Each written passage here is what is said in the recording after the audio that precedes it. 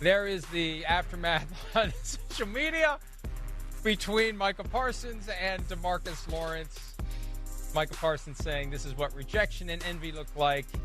This some clown, and we covered up the word shit. I don't know why we do that, because we say it whenever we feel like it. DeMarcus Lawrence saying calling me a clown won't change the fact that I told the truth. Maybe if you spent less time tweeting and more time winning, I wouldn't have left.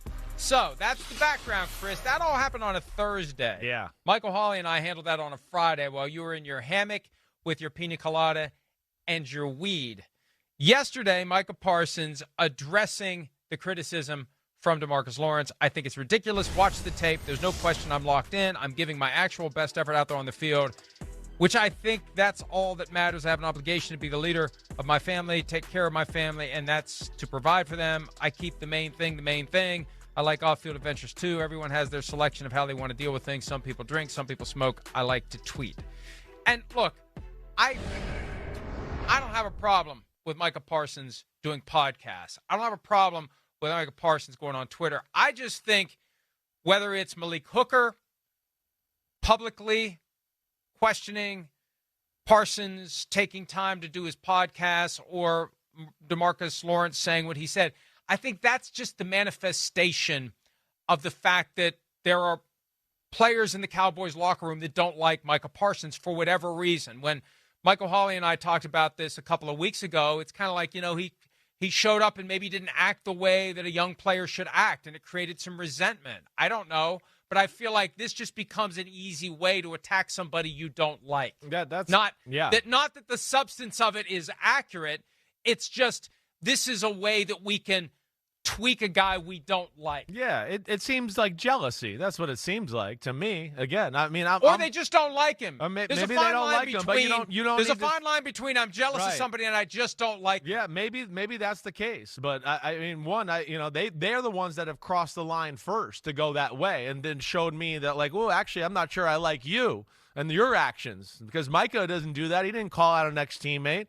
And, yeah, he's sticking up for his football team because a guy that just was there that left, who played only 4 games last year and hasn't exactly blown the NFL away with stellar play the last 4 years, really.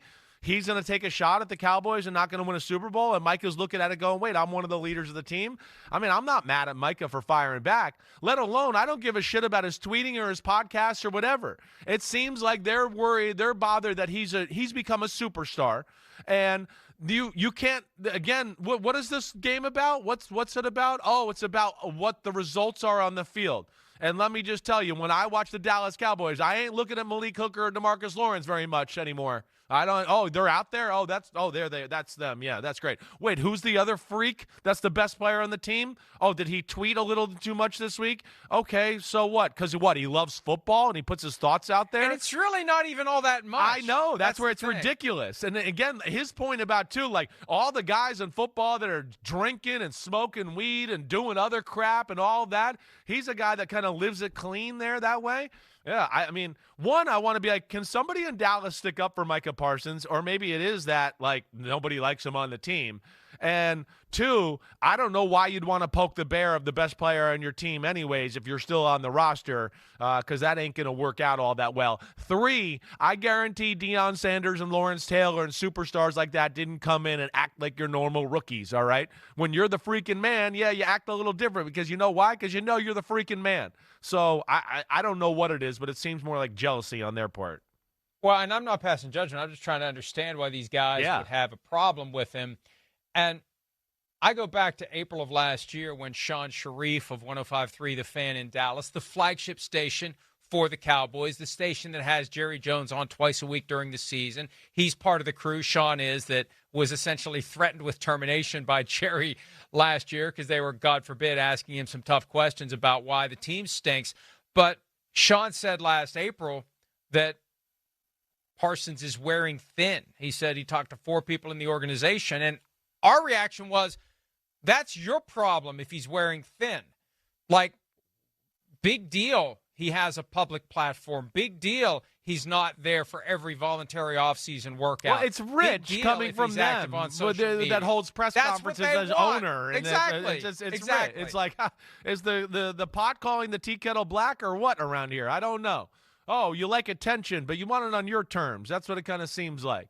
And, yeah, I don't think you can really argue with the results on the field from you see from Micah Parsons. And what I would say, just from the outside looking in, and maybe they don't like him in the locker room, but I can certainly sit here and tell you, man, one of the most unselfish moves in all of football last year was that Micah Parsons played football when he was the best defensive player in the league and certainly could have sat out and everybody would have gone, you should pay him. He's the best defensive player in football.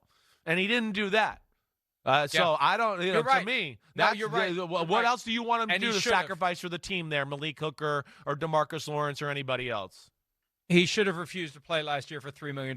That was an insult. And I think the Cowboys, to the extent that there's any method to their madness, and I'm not sure that there is, the fact that they dragged their feet with CeeDee Lamb and Dak Prescott kept Micah Parsons from ever being on deck or actually in the batter's box for his contract. He accepted that he was in line behind CeeDee and Dak. So just take too long for both of those guys, and we don't have to pay Micah too. And we get a year out of him for $3 million.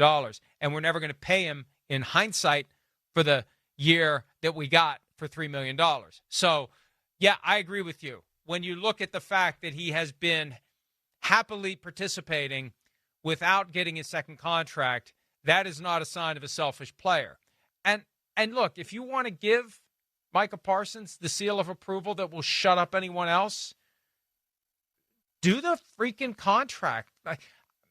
After we saw the Myles Garrett deal and some of the other contracts that got done, Chris, you could do this in literally an hour. We've put the structure together at PFT. This is not difficult. We know where they need to go to get Micah Parsons to $40.3 million per year in new money average. Right? Okay, go ahead and make it 40.5. Get even more separation with Jamar Chase. We know that's part of the game here. This is how the players compare themselves to each other. What's your APY? I'm the highest paid non-quarterback in NFL history. So it's not hard to do. No. You want to give anyone in the locker room who has any misgivings about Micah Parsons the clear and definitive message as to why they shouldn't make him the highest paid non-quarterback in the NFL and do it today. It's a they no-brainer. could do it today if they wanted to. It's a no-brainer. It's as easy as it gets, let alone, again, we always talk about, okay, we could talk about what we're doing off the field and all that. But, again, from what I see on Sundays at 1 p.m. or 4:25 or Sunday Night Football, what I see when I turn on the film is the most gifted defensive player in football who is like a bull in a china shop when you watch the football game, and nobody plays more recklessly kamikaze, putting their body out in harm's way to make a play on the Cowboys defense or just about all of football than Micah Parsons. So that's where he's special. And when you could do those type of things, then you tweet away, big guy. You podcast away. I don't give a damn. There's been a lot worse. I played with teammates that had a lot worse things they did on the side. We're getting mad at a podcast and a Twitter. Like, what do they think he's supposed to do? He's just going to work out all day? I'm going to work out all day. I'm never going to stop working out. Like, what? Like, what is that? It's just a cop-out, bullcrap comment by those guys, getting on him for being popular, being a businessman, loving the sport, whatever. Yeah, I just don't love it. Hi, it's Mike Florio. Thanks for watching PFT on YouTube. Hit subscribe for the latest news and analysis from Pro Football Talk.